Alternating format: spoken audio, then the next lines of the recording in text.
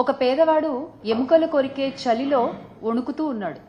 అది చూసిన ఒక పెద్ద మనిషి, అలా వణుకుతూ ఎంతసేపు ఉంటావు, ఆగాగాగు, నేను లోపలికి వెళ్ళి నీకు చక్కగా వెచ్చటి రగ్గు తీసుకొచ్చిస్తాను, అది కప్పుకున్నావంటే చాలా బాగుంటుంది ఈ చలిలో నీకు అని చెప్తాడు. చెప్పి ఆ పెద్ద మనిషి పాటికి ఆ పెద్ద మనిషి వెళ్ళిపోతాడు.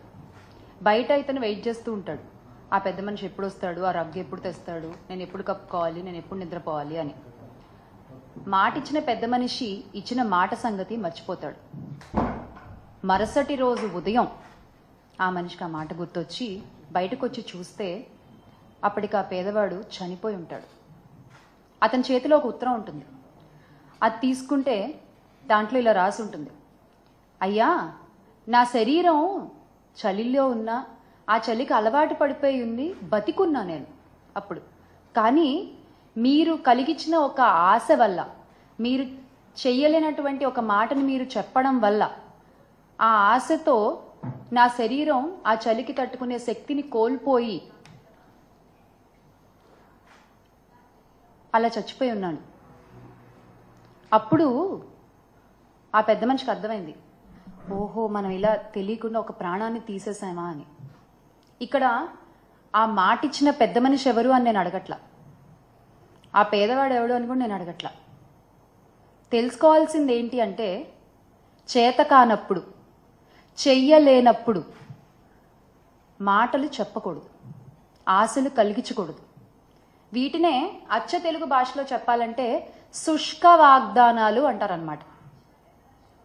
ఇప్పుడు ఈ ప్రస్తావన ఎందుకు తీసుకొస్తున్నాను అంటే, చంద్రబాబు నాయుడు గారు మా అక్క చెల్లెమ్మలని, మా మహిళలని మరోసారి నమ్మించి మోసం చేశారు.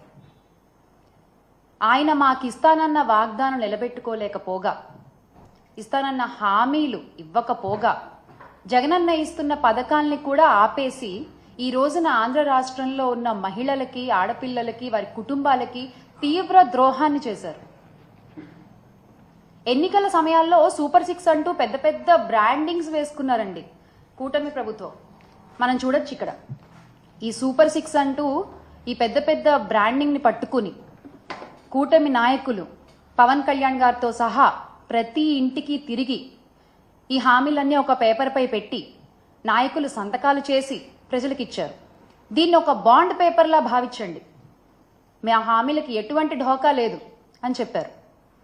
అందరూ సంతకాలు చేశారు. కానీ ఈ రోజున అధికారంలోకి వచ్చిన తర్వాత వీటి ఊసే లేదు.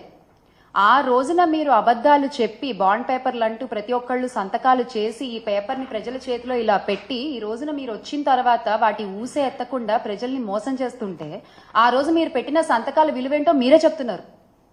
ఇదేనా మీ సంతకం విలువ? ఈ రోజు ఉదయం జగనన్న కూడా ఇదే విషయమై ఆంధ్ర రాష్ట్ర ప్రజల పక్షాన, అలాగే మహిళల పక్షాన ఎదుర్కొంటున్నటువంటి సమస్యలపై, ఎగ్గొట్టేసిన హామీలపై ట్విట్టర్ వేదికగా చంద్రబాబు నాయుడు గారిని నిలదీయడం జరిగింది. ఇప్పుడు ఒక సాటి మహిళగా మా మహిళలకు జరుగుతున్న అన్యాయాలపై నేను కూడా అడుగుతున్నాను, ఎందుకని ఇలా పదే పదే మహిళల్ని మీ మాటలతో నమ్మించి మోసం చేస్తున్నారు? ఇది చీటింగ్ కాదా? ఇది అన్యాయం కాదా? అసలు ఇలా మహిళల్ని మోసం చేస్తున్నందుకు చట్టపరంగా మీ పైన 420 కేసు పెట్టచ్చు. ఎందుకు మీరు ఇచ్చిన వాగ్దానాలపై మీకు అంత చులకన భావం? ఎందుకు మీ మేనిఫెస్టో అంటే మీకు అసలు అంత లెక్క లేదు? ఎందుకు ప్రజలకు ఇచ్చిన మాటల్ని టేక్ ఇట్ ఫర్ గ్రాంటెడ్ గా తీసుకుంటారు మీరు? ఇదేమీ మీకు కొత్త కాదు, ఇదేమీ కూటమి నాయకులకి కొత్త కాదు. 2014లో కూడా ఇలాగే మీరు చూసుకున్నట్లయితే 2014లో కూడా డ్వాక్రా రుణమాఫీ అని మహిళలకి ఆశలు కల్పించి అధికారంలోకి వచ్చిన తర్వాత యథావిధిగా ఎగ్గొట్టేశారు. ఇక్కడ మనం చూడండి, చంద్రబాబు నాయుడు గారు ఉన్నారు, పవన్ కళ్యాణ్ గారు ఉన్నారు, మోదీ గారు ఉన్నారు. మీరు చెప్పిన మాటలకి విలువ లేదు, మీరు ఇచ్చిన హామీలకి విలువ లేదు, మీరు చేసిన సంతకానికి విలువ లేదు.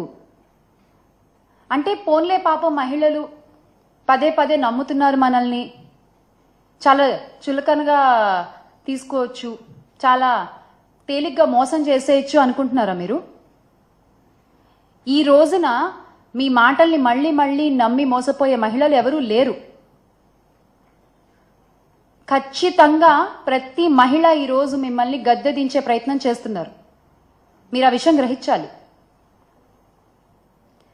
అరే అసలు అన్ని హామీల్లోకి కూడా తల్లికి వందనం అనేది మా ముఖ్యమైనటువంటి హామీ అని మీరు చెప్పుకుంటూ వచ్చారు. ఆ తల్లికి వందనం గురించి మీరు ఎలా ప్రచారం చేశారో కూడా ప్రతి ఒక్కళ్ళకి తెలుసు. ఏడాదికి రూపాయలు 15,000 చొప్పున ఇస్తామన్నారు. అది ఇవ్వకపోగా మీరు అధికారంలోకి రాగానే జగనన్న ఇస్తున్నటువంటి అమ్మఒడి పథకాన్ని కూడా ఆపేశారు. గత 7-8 నెలలుగా పిల్లలు, తల్లులు మీరు ఇస్తానన్న ఆ తల్లికి వందనం హామీ కోసం ఎదురు చూస్తూనే ఉన్నారు. ఆ పిల్లల ఎదురు చూపులకి మీరు ఏం సమాధానం చెప్తారు? ఆ తల్లుల ఎదురు చూపులకి మీరు ఏం సమాధానం చెప్తారు? వాళ్ళ భవిష్యత్తుకు మీరేమి సమాధానం చూపిస్తారు? మేము ప్రశ్నిస్తున్నాం ఈ రోజున రాష్ట్రంలో ప్రతి ఒక్కళ్ళు జగన్మోహన్ రెడ్డి గారు ఉంటే అనేటువంటి ప్రశ్నని వాళ్ళకి వాళ్ళు వేసుకుంటున్నారు. ఖచ్చితంగా దానికి తగ్గ సమాధానాన్ని త్వరలోనే మీకు చూపిస్తారు. అసలు ఏ రకంగా ప్రచారం చేశారండి మీరు? ఇంటింటికి తిరిగి ఎంతమంది పిల్లలు ఉంటే ప్రతి ఒక్కళ్ళకి నీకు 15,000, నీకు 15,000, నీకు 15,000, ఒకళ్ళుంటే 15,000, ఇద్దరుంటే 30,000, ముగ్గురుంటే 45,000, నలుగురుంటే 60,000 ఇలా చెప్పుకుంటూ పోయారు కదా. రామానాయుడు గారైతే, గౌరవ మంత్రి రామానాయుడు గారైతే ఆయన అసలు ప్రతి గ్రామానికి తిరిగి ప్రతి ఇంటికి తిరిగి ఏ విధంగా ప్రచారం చేశారో ఆయన చేసినటువంటి స్కిట్లు ఇప్పటికీ ప్రతి ఒక్కళ్ళ ఫోన్లలో ఆడియో రూపంలో, వీడియో రూపంలో మనం వింటూనే ఉన్నాం. చాలా మంది రింగ్ టోన్లుగా కూడా పెట్టుకున్నారు, మర్చిపోకుండా దాన్ని. కానీ మీరేమైనా చేస్తున్నారా? లేదు. ఒకసారి మనం రామానాయుడు గారు ఏ విధంగా ప్రచారం చేశారో చూద్దాం.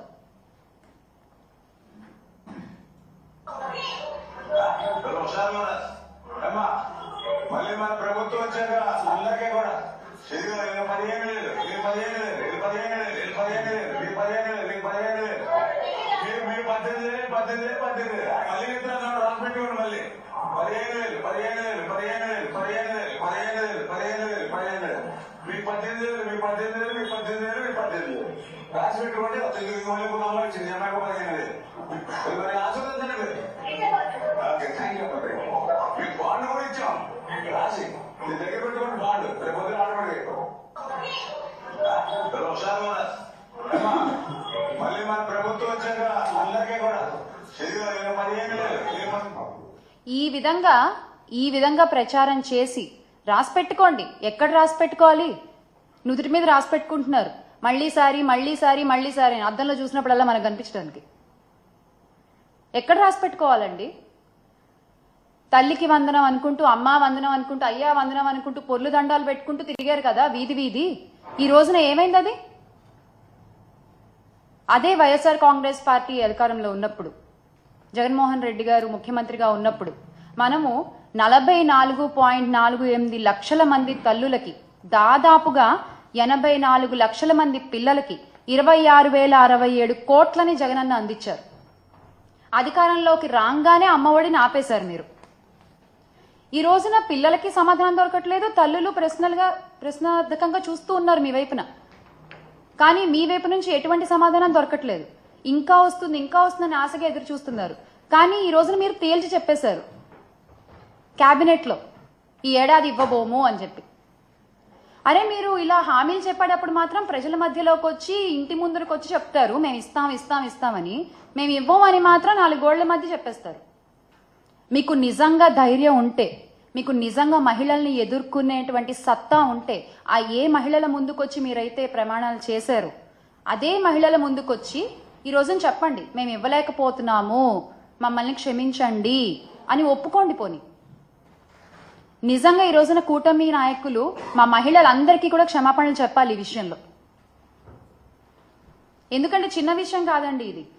ప్రజల్ని నమ్మించి, మాటిచ్చి, మోసం చేసి అధికారంలోకి వచ్చేసి ఏరు దాటాక తెప్ప తెగలేసినటువంటి చందాన్ ఉంది ఇది. కాసేపు మాటలు పక్కన పెట్టి లెక్కలు మాట్లాడుకుందాం మనం. ఎందుకంటే ఆడబిడ్డ నిధి అని మీరు చెప్పినటువంటి 18 ఏళ్ళు నిండిన ప్రతి మహిళకి నెలకి 1,500 అని చెప్పారు మీరు. 18 ఏళ్ళు నిండిన వాళ్ళు దాదాపుగా 2.7 కోట్ల మంది ఉన్నారు మన రాష్ట్రంలో.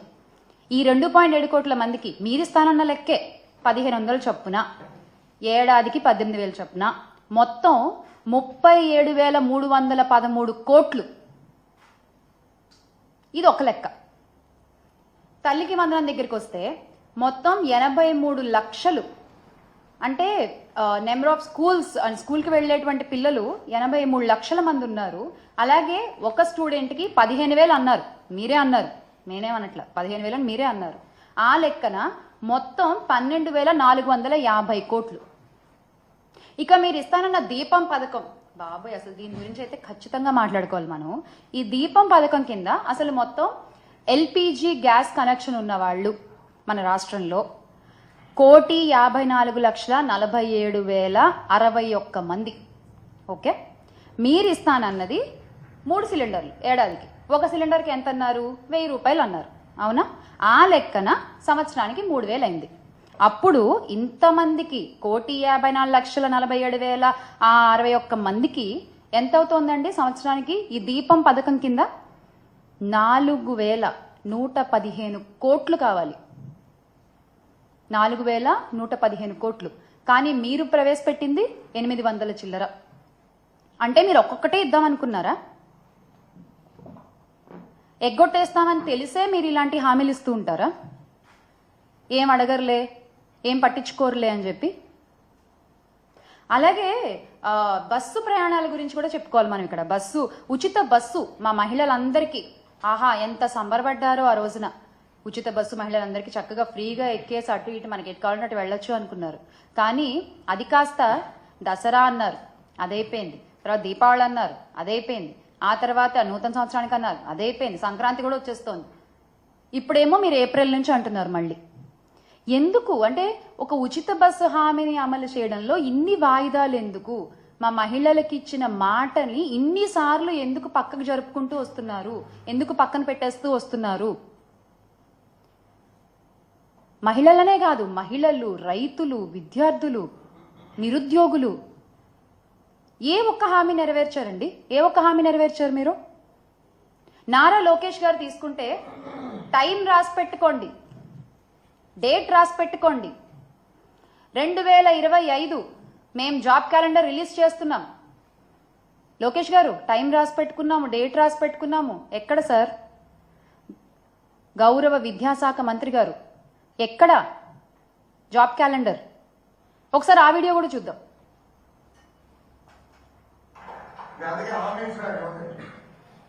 తెలుగుదేశం పార్టీ అధికారంలోకి వచ్చిన మొదటి సంవత్సరం అంటే 2025 జనవరి నాడు జాబ్ క్యాలెండర్ మేము ప్రకటిస్తాం. ఎన్ని ఉద్యోగాలు, ఎప్పుడు ఎగ్జామ్లు అవుతాయి, ఎప్పుడు ఇంటర్వ్యూలు అవుతాయి, ఎప్పుడు ఆఫర్ లెటర్ వస్తాయి, చాలా స్పష్టంగా జనవరి 1, 2025 మేము ఇస్తాం. సో ప్రభుత్వ ఉద్యోగాలు ప్రతి సంవత్సరం జాబ్ క్యాలెండర్ మేము ప్రకటిస్తాం. ఎన్ని ఉద్యోగాలు ఉంటాయి, ఎప్పుడు ఎగ్జామ్లు అవుతాయి, ఎప్పుడు రిక్రూట్మెంట్ లెటర్ వస్తుంది, ఇవన్నీ పక్కన పెడితే అసలు ఎప్పుడు ఈ హామీ వస్తుంది అని ఎదురు చూస్తున్నారు నిరుద్యోగులందరూ, రాష్ట్రంలో ఉన్న యువత అందరూ. యువగళం అంటూ, నిరుద్యోగ భృతి 3,000 అంటూ మీరు చేసిన ప్రచారం ఎంతమంది యువతలో ఆశలు రేకెత్తిచ్చిందండి? ఈ రోజున ఆశలన్నీ నీరుగారిపోతున్నాయి. అలాగే మహిళా సంక్షేమం గురించి మీరు చెప్పినటువంటి మాటలు అసలు 1 కాదు 2 కాదు, నిజంగా అంటే ఇన్ని మాటలు చెప్పొచ్చా? ఇంతలా నమ్మించొచ్చా? ఇంతలా షుగర్ కోటింగ్ వర్డ్స్ అంటారు, అలా చెప్పారు మీరు. అసలు నిజంగా ఏం చెప్పారండి? స్వయం సహాయక సంఘాలకు వడ్డీ లేని రుణాలు 3 లక్షల నుండి 10 లక్షల వరకు పెంచుతాము అని చెప్పారు, అది లేదు. ప్రత్యేక పథకం P4 మోడల్, మహిళలను ఆర్థికంగా బలోపేతం చేయడానికి చర్యలు, అది లేదు. అంగన్వాడీ కార్యకర్తలు లేదు. వాలంటీర్లకి న్యాయం చేస్తామన్నారు, అది లేదు. పండగ కానుకలు అన్నారు, పెళ్లి కానుకలు అన్నారు. పండగలు లేవు, పెళ్లిళ్ళు లేవు, ఒకటే పండగ ఒకటే పెళ్లి. ఇచ్చిన హామీలు ఎగ్గొట్టేయడం, అంతే కదా? ప్రజలేమో రోజు రోజుకి అన్యాయం అయిపోతూ ఉన్నారు. మహిళలకు ఇచ్చిన మాటలు గాల్లో కలిసిపోతూ ఉన్నాయి. మీ హామీలకి రెక్కలొచ్చి ఎగిరిపోతూ ఉన్నాయి. మీరు మాత్రం సంపద సృష్టి అని మాట్లాడుతూ ఉండండి.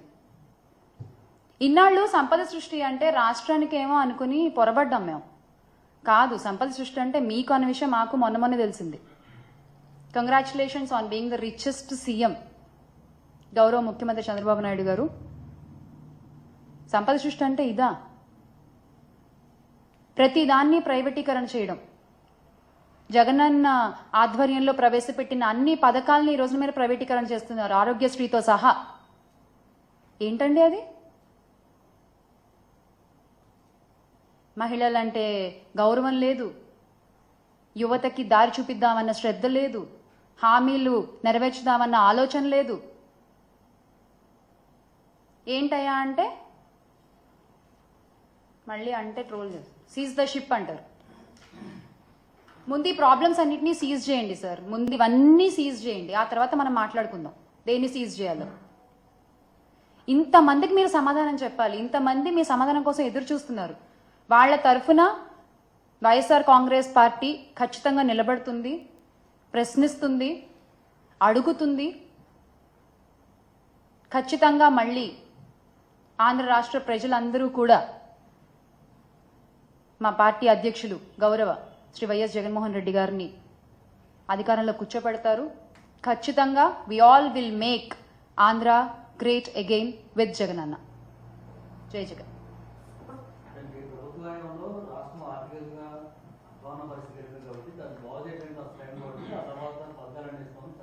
ఆర్థికంగా అధ్వాన పరిస్థితికి ఎలా వెళ్ళిందంటారండి?